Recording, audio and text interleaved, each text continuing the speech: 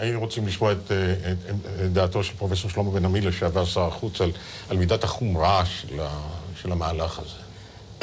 אני מסכים עם מה שאומר נדב, שבלי קשר למימד המעשי, זאת הצהרה בעלת משמעות בהחלט מרחיקת לכת, משום שהיא עושה פה בפעם הראשונה איזושהי הבחנה לא רק דקלרטיבית, אלא גם מדינית קשה, שעושה הפרדה בין השטחים לבין מדינה.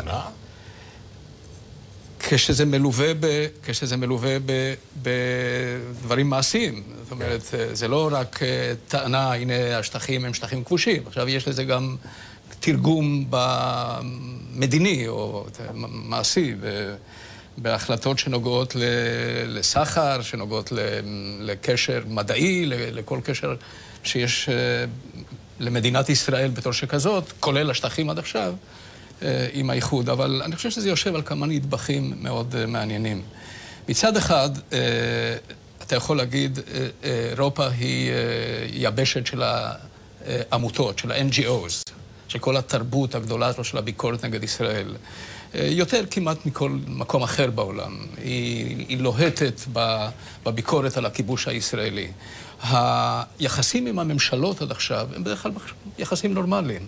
יש איזשהו פער בין דעת הקהל לבין הנורמליות של היחסים עם אירופה. בעצם היום אירופה נענית במידה מסוימת לזעם הזה שמבעבע בתוך התרבות הציבורית. מה גורם לדיסוננס הזה? האישים שמתעסקים באיחוד האירופי? חלק זה האישים שם, המנהיגים, אבל חלק זה גם הצורך לתת צ'אנס לארצות הברית, להניע את התהליך המדיני. אם אתם תעברו מאז ונציה, מאז 1981 ועד היום, אתם תראו שהיחסים בין ישראל לבין האיחוד האירופי עונים ל-ups and downs של התהליך המדיני. בעצם אנחנו... כשיש תהליך, יש פתיחות וכו', וכשאין, אין. עכשיו, יש נדבך נוסף, והנדבך הנוסף הוא שיבשת ומדינות, ואני בזה לא מוריד את החומרה של האמירה, שאין להן יכולת להשפיע על התהליך המדיני, יש להן חופש גדול יותר, לבטא את הזעם הציבורי. לא חייבים להביא בחשבון את התוצאות המעשיות. הם יודעים שהם לא הולכים לשחק איזשהו תפקיד. זה או ארצות הברית או ואקום. ארצות הברית, אירופה גם לא נמצאת היום באיזשהו מצב שיכולה בכלל לנהל מדיניות חוץ אפקטיבית כמעט בשום מקום, בגלל המשבר הפנימי העמוק ובגלל חילוקי הדעות בתוך היבשת. אז לא רק הכוח משחית, גם החולשה בעצם, לא יודע אם משחית זה... הבחנה מאוד מאוד חשובה והפוכה למה שמופיע אצל דברי הפוליטיקאים הישראלים, שאומרים, נו, זאת הוכחה שהאיחוד האירופי לא יכול להיות גורם. אז אני אומר, לא בטוח שמשחית זה ההגדרה הנכונה, אבל צריך לחפש את המילה הנכונה. אז אני חושב שזה יושב גם על זה. עכשיו, יש פרלמנט אירופאי שיש לו כמיהה למלא תפקיד גדול יותר. הוא לא בדיוק פרלמנט במשמעות הרגילה שאנחנו מכירים.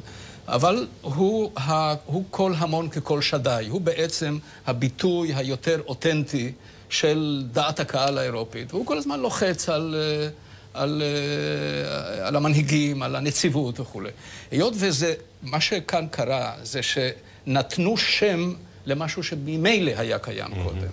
אז הם בעצם מעלים את הרף. נתנו תאריך. עכשיו תרשה לי מילה נוספת שבעיניי היא מאוד חשובה. זה לא, אני משוכנע שנתניהו לא יראה בזה נחמה גדולה, אבל אני חושב שצריך לראות בזה סוג של נחמה. למעשה יש פה גם אמירה חיובית מסוימת נגד המהלך שהולך ובונה תנופה בכל מיני ציבורים, בכל מיני גופים בינלאומיים, לדלגיטימציה של ישראל, להחרמה של ישראל. בעצם זה לא החרמה של מדינת ישראל, זה החרמה של הכיבוש. זה החרמה של החלק הזה שאיננו שייך יורידית, על פי המשפט הבינלאומי, איננו שייך למדינת ישראל. זה בעצם מה שאירופה אומרת. אז היא מסירה במידה מסוימת, וזה החלק החיובי, שנתניהו בוודאי והמחנה הפוליטי שלו לא יראה את זה ככה, אבל אני חושב שצריך לראות את זה כך, שבעצם הם שמים מחסום, הם שמים דייק, לזעם הגובר הזה, לדלגיטימציה של ישראל, ועושים הבחנה. מדינת ישראל בגבולותיה החוקיים, המוכרים על ידי הקהילה הבינלאומית, היא מדינה לגיטימית, אבל עד גבולות 4 בנובמבר 67. זה מה שהם אומרים. תודה רבה לך, פרופסור בן עמי. תודה רבה.